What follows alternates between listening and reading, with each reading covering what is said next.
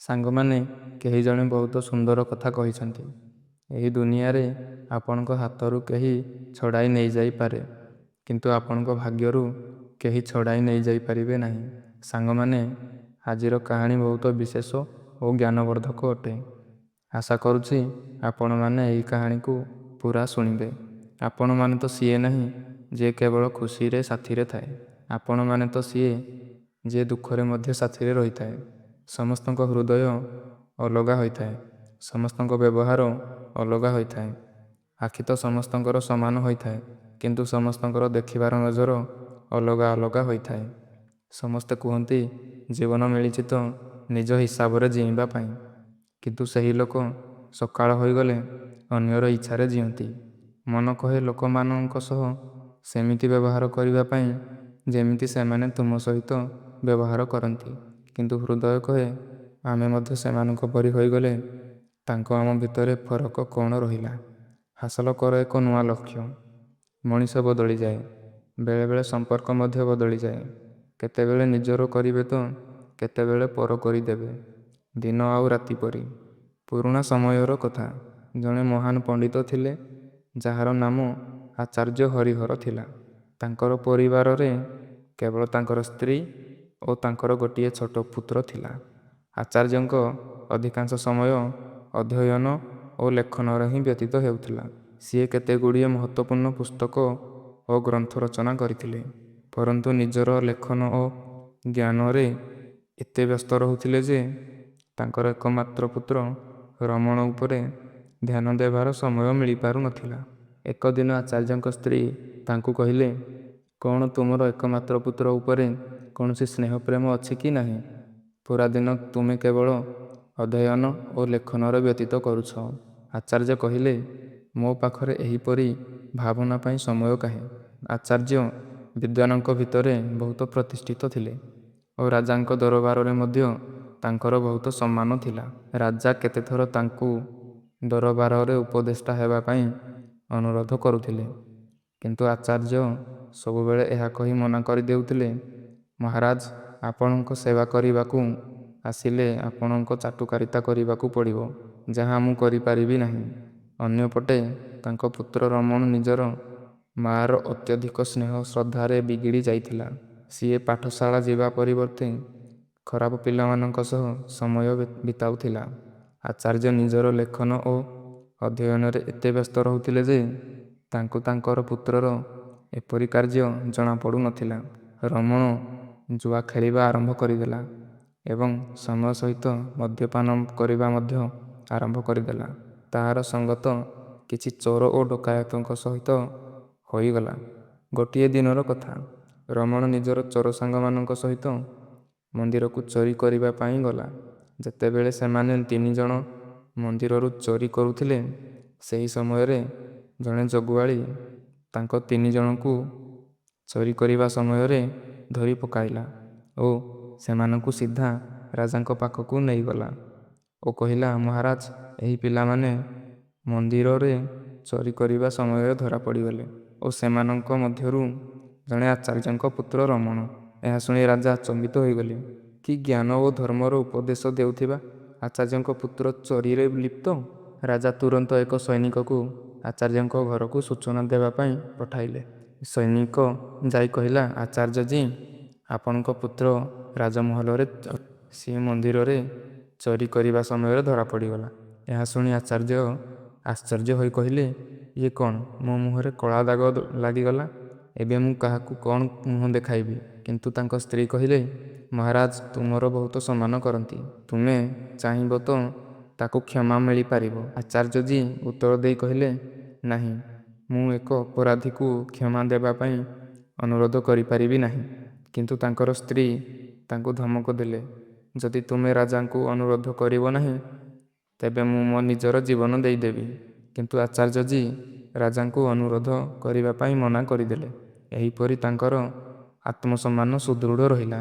କିନ୍ତୁ ତାଙ୍କର ସ୍ତ୍ରୀଙ୍କ ଜିଦି ଆଗରେ ସେ ରାଜାଙ୍କ ପାଖକୁ ଯିବାକୁ ନିଶ୍ଚୟ କଲେ।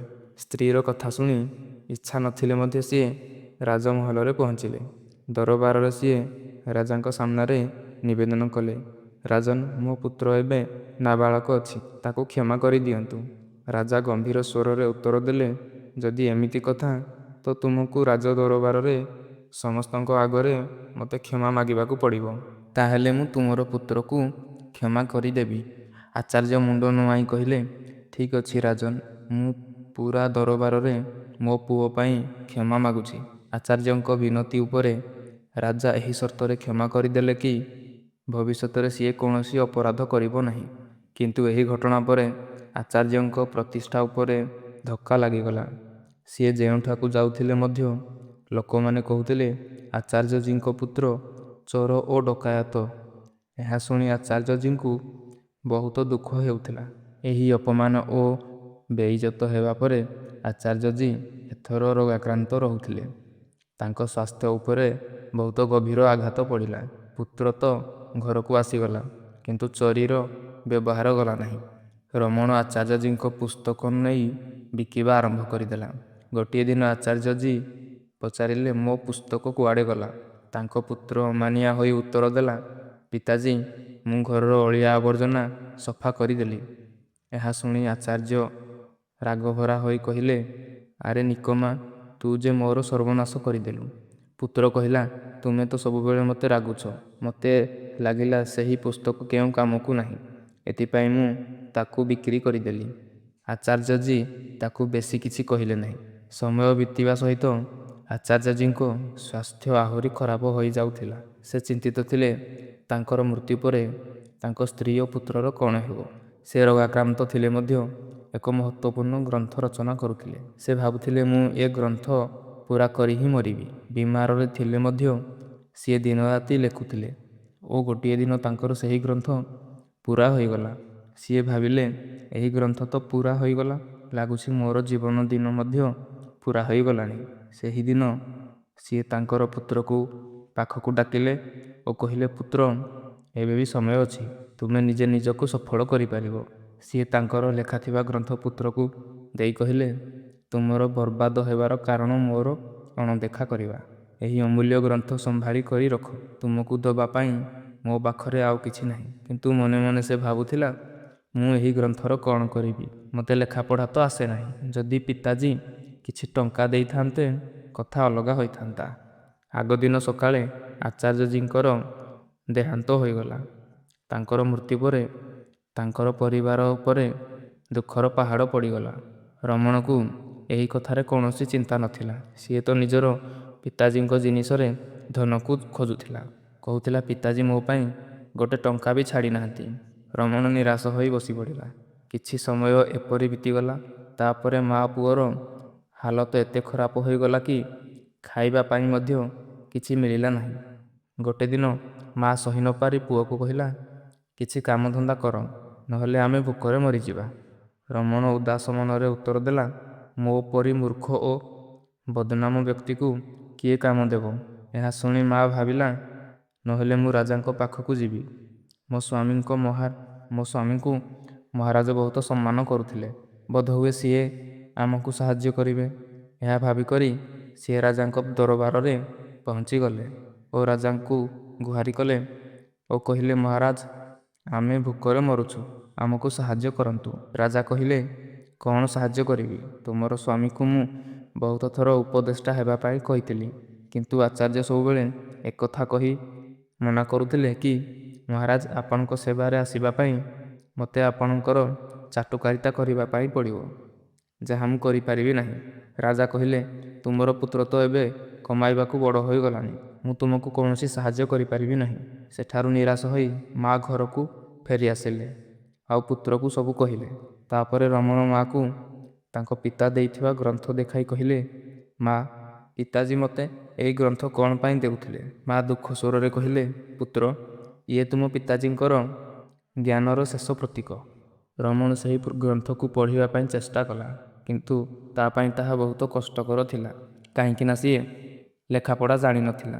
କିନ୍ତୁ ସିଏ ତାର ପଡ଼ୋଶୀ ରାମୁ କାକା ପାଖକୁ ଗଲା ଓ କହିଲା, ରାମୁ କାକା, ଆପଣ ତ ପଢ଼ା ଲେଖା କରିଛନ୍ତି, ଆପଣ ଏହି ଗ୍ରନ୍ଥରେ କ'ଣ ଲେଖା ହୋଇଛି ତାହାର ଅର୍ଥ ମୋତେ କହିପାରିବେ? ରାମୁ କାକା ଗ୍ରନ୍ଥ ଖୋଲି ଦେଖିଲେ ଓ କହିଲେ, ଏଥିରେ ତ ବହୁତ କଠିନ ଶ୍ଲୋକ ଲେଖା ଅଛି। ଏହାର ଅର୍ଥ ତ କେବଳ ମହାପଣ୍ଡିତ ହିଁ କହିପାରିବ। ରମଣ ସେଠାରୁ ନିରାଶ ହୋଇ ଫେରି ଆସିଲା। ସିଏ କେତେ ଜାଗା କାମ ଖୋଜିବାକୁ ମଧ୍ୟ ଚେଷ୍ଟା କଲା, କିନ୍ତୁ ନିଜର ଖରାପ କାର୍ଯ୍ୟ ପାଇଁ କେହି ମଧ୍ୟ ତାକୁ କାମ କରିବା ପାଇଁ ମନା କରିଦେଉଥିଲେ। ସିଏ ଯେଉଁଠାକୁ ଯାଉଥିଲା ଲୋକମାନେ ତାକୁ ଧିକ୍କାର କରି ଭଗାଇ ଦେଉଥିଲେ। ଏହି ସମୟ ମଧ୍ୟରେ ଭୋକ ଓ ବେମାରରେ ଦୁର୍ବଳ ହୋଇଯାଉଥିଲା। ନିଜର ମାଆର ଏପରି ଅବସ୍ଥା ଦେଖି ରମଣ ଖାଦ୍ୟର ଯୋଗାଡ଼ କରିବା ପାଇଁ ବାହାରି ପଡ଼ିଲା। ଚାଲୁ ଚାଲୁ ତାର ନଜର ଗୋଟିଏ ବଗିଚାରେ ପଡ଼ିଲା, ଯେଉଁଥିରେ ଫଳ ଗଛ ଲାଗିଥିଲା। ରମଣ ଜଲ୍ଦି ଜଲ୍ଦି କିଛି ଫଳ ତୋଳିଲା, କିନ୍ତୁ ବଗିଚାର ଜଗୁଆଳି ସେଠାକୁ ଆସିଗଲା। ସଂଯୋଗକୁ ସେହି ବଗିଚା ମହାରାଜାଙ୍କର ଥିଲା।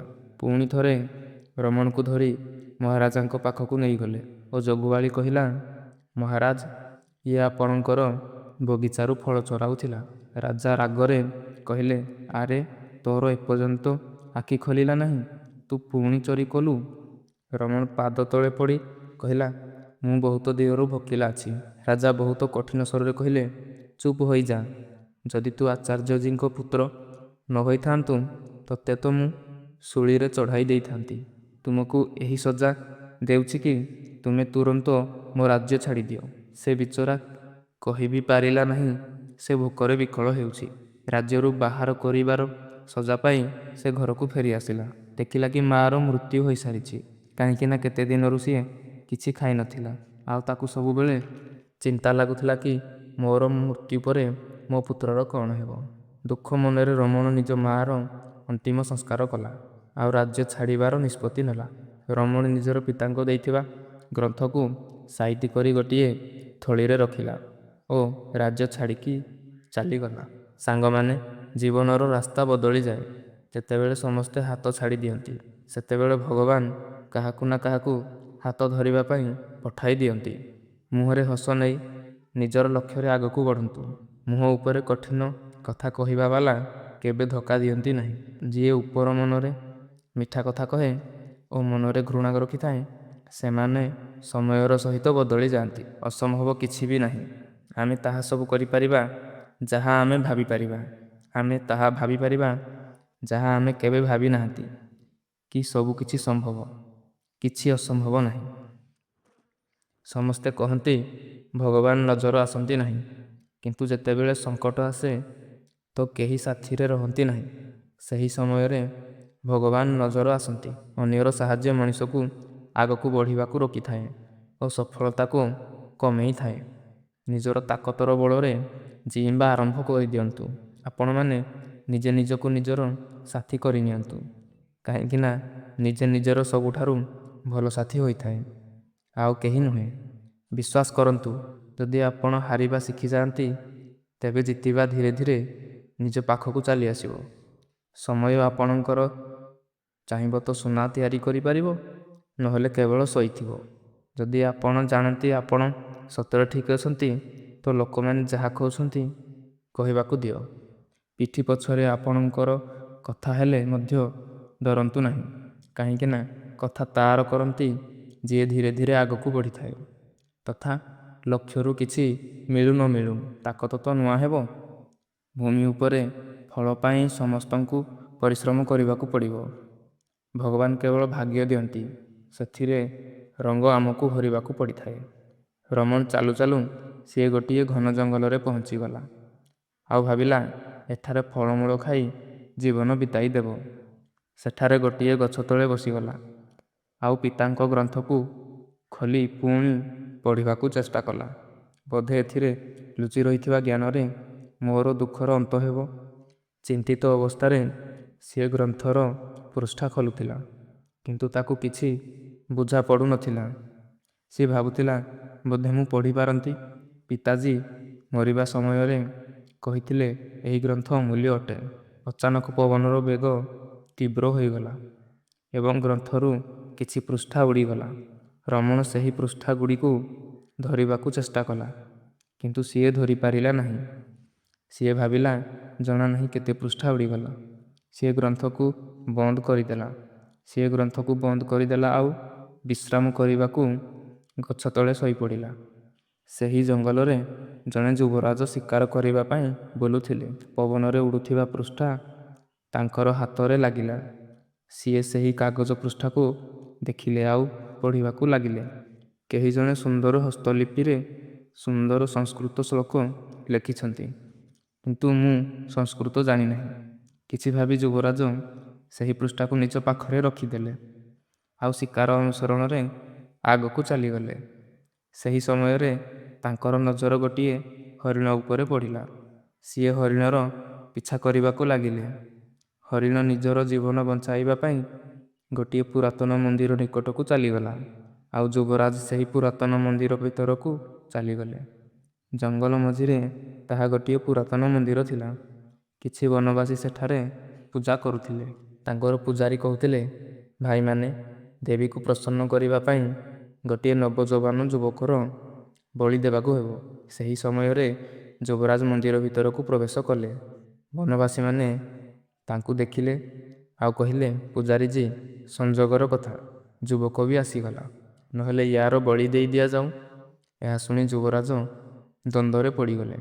ଯଦି ମୁଁ ଏମାନଙ୍କୁ ମୋ ନିଜର ଅସଲି ପରିଚୟ ଦେଇଦେବି, ଏମାନେ ମୋତେ ଅବଶ୍ୟ ବଳିରେ ଚଢ଼ାଇଦେବେ, କାହିଁକି ନା ଏହା ଶତ୍ରୁ ଦେଶର ରାଜ୍ୟ।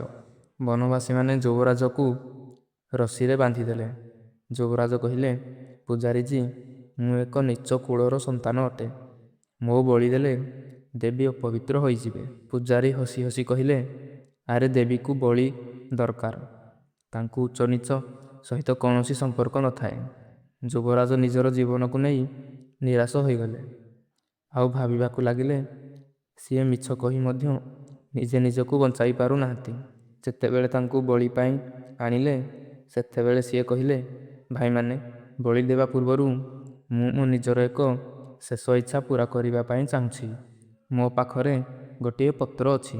କ'ଣ କେହି ତାକୁ ପଢ଼ି ତାର ଅର୍ଥ ମୋତେ କହିପାରିବେ? ମୋର ଏହା ହିଁ ଶେଷ ଇଚ୍ଛା। ପୂଜାରୀ କହିଲେ, ଅବଶ୍ୟ, ତାକୁ ମୋତେ ଦିଅ, ମୁଁ ତାର ଅର୍ଥ ତୁମକୁ କହୁଛି। ପୂଜାରୀ ସେହି ଗ୍ରନ୍ଥର ପତ୍ରକୁ ନିଜ ହାତରେ ଧରିଲେ ଆଉ କହିବାକୁ ଲାଗିଲେ, ଏହି ପତ୍ର ଉପରେ ତ ଶ୍ଲୋକ ଲେଖା ହୋଇଛି। ପ୍ରଥମ ଶ୍ଲୋକର ଅର୍ଥ ହେଉଛି, ମିଛ ଆହୁରି ମିଛକୁ ଜନ୍ମ ଦେଇଥାଏ। ମିଛୁଆ ବ୍ୟକ୍ତି ସବୁବେଳେ ଅସୁବିଧାରେ ପଡ଼ିଥାଏ। ଦ୍ୱିତୀୟ ଶ୍ଲୋକର ଅର୍ଥ ହେଉଛି, କାହାର ପ୍ରାଣ ନେବା ସରଳ ହୋଇଥାଏ, ପରନ୍ତୁ କାହାକୁ ଜୀବନ ଦେବା ଅତ୍ୟନ୍ତ କଠିନ ହୋଇଥାଏ। ଯୁବରାଜ ଏହା ଶୁଣି ବହୁତ ଜୋରରେ କାନ୍ଦିବାକୁ ଲାଗିଲେ। ପୂଜାରୀ ତାକୁ ପଚାରିଲେ, ତୁମେ କାନ୍ଦୁଛ କ'ଣ ପାଇଁ? ଯୁବରାଜ କାନ୍ଦି କାନ୍ଦି କହିଲେ, ଏହି ଦୁଇଟି ଶ୍ଲୋକ ମୋ ଚରିତ୍ର ଉପରେ ହିଁ ପ୍ରୟୋଗ ହେଉଛି। ଏହା ଶୁଣି ବନବାସୀମାନଙ୍କୁ ନିଜ ଭୁଲର ଅନୁଭବ ହେଉଥିଲା। ସେମାନଙ୍କ ମଧ୍ୟରୁ ଜଣେ ଆଗକୁ ଆସି କହିଲା, ପୂଜାରୀଜୀ, ଏହି ଯୁବକ ସତ କହୁଛି। ଆମ ସମସ୍ତଙ୍କୁ ଏହାକୁ ଜବରଦସ୍ତି ବଳିରେ ଚଢ଼ାଇବା କୌଣସି ଅଧିକାର ନାହିଁ। ତାପରେ ବନବାସୀମାନେ ଯୁବରାଜକୁ ମୁକ୍ତ କରିଦେଲେ। ପୂଜାରୀ କହିଲେ, ଯାଅ ଯୁବକ, ଏହି ଶ୍ଲୋକ ଆମମାନଙ୍କର ଆଖି ଖୋଲିଦେଲା। ଆମେ ଆଜିଠୁ ଦେବୀକୁ କୌଣସି ଜୀବନର ବଳି ଦେବୁ ନାହିଁ। ଯୁବରାଜ, ଯାହାର ନାମ ୟଶ ଥିଲା, ସିଏ ସମସ୍ତଙ୍କୁ ଧନ୍ୟବାଦ କଲେ ଆଉ ମହଲ ଆଡ଼କୁ ଅଗ୍ରସର ହୋଇଗଲେ। ଫେରିବା ସମୟରେ ସିଏ ବିଚାର କରୁଥିଲେ ଆଉ ଭାବୁଥିଲେ, ଏହି ପତ୍ର କେତେ ଅମୂଲ୍ୟ ଅଟେ। ଇଏ ମୋର ଜୀବନ ବଞ୍ଚାଇଛି। ହୋଇଥିବ ଏତେ ସୁନ୍ଦର ଉପଦେଶ ଦେଉଥିବା ଆହୁରି ମଧ୍ୟ ପୃଷ୍ଠା ଥିବ। ମହଲରେ ପହଞ୍ଚି ଯୁବରାଜ ନିଜର ପିତାଙ୍କ ଚରଣରେ ପଡ଼ି ପ୍ରଣାମ କଲେ ଆଉ କହିଲେ, ପିତାଜୀ, ଆପଣ ମୋତେ ଶିକାର କରି ଜୀବମାନଙ୍କୁ ହତ୍ୟା କରିବାକୁ ମନା କରିଥିଲେ। ମୁଁ ଆପଣଙ୍କୁ ମିଛ କହି ଶିକାର କରିବାକୁ ଚାଲିଗଲି ଆଉ ବହୁତ ବଡ଼ ଅସୁବିଧାରେ ଫସିଗଲି, କିନ୍ତୁ ଏହି ଶ୍ଲୋକ ଗୁଡ଼ିକ ମୋର ପ୍ରାଣ ବଞ୍ଚାଇ ଦେଲା। ତାପରେ ଯୁବରାଜ ତାଙ୍କ ପିତା ମହାରାଜାଙ୍କୁ ଯାହା ବିତି ଯାଇଥିଲା ସବୁ କହିଲେ। ଏମିତି ଶ୍ଲୋକ ଯାହା ଅନ୍ୟକୁ ଅହିଂସାର ଶିକ୍ଷା ଦେଇଥାଏ ଆଉ ଯିଏ ମୋ ପ୍ରାଣ ବଞ୍ଚାଇଛି, ମୋ ପାଇଁ ଅସଂଖ୍ୟ ସ୍ୱର୍ଣ୍ଣ ମୁଦ୍ରା ସହିତ ସମାନ। ପିତାଜୀ, ଏହି ପୃଷ୍ଠା ଉପରେ ପୃଷ୍ଠା ସଂଖ୍ୟା 3 ଲେଖା ହୋଇଛି। ଏହା କୌଣସି ଅମୂଲ୍ୟ ଗ୍ରନ୍ଥର ଭାଗ ଅଟେ। ରାଜା ଏହା ଶୁଣି କିଛି ସୈନିକକୁ ଡାକିଲେ ଆଉ ତାଙ୍କୁ ସେହି ପୃଷ୍ଠା ଦେଖାଇ କହିଲେ, ଏହା କୌଣସି ଅମୂଲ୍ୟ ଗ୍ରନ୍ଥର ଭାଗ ଅଟେ। ରାଜା ଏହା ଶୁଣି କିଛି ସୈନିକକୁ ଡାକିଲେ ଆଉ ତାଙ୍କୁ ସେହି ପୃଷ୍ଠା ଦେଖାଇ ଆଦେଶ ଦେଲେ, ଯିଏ ଏପରି ଶ୍ଲୋକରେ ସଜା ହୋଇଥିବା ଗ୍ରନ୍ଥ ଖୋଲି କରି ଆଣିବ ତାଙ୍କୁ ବଡ଼ ପଦବୀ ଆଉ ପୁରସ୍କାର ମଧ୍ୟ ଦିଆଯିବ।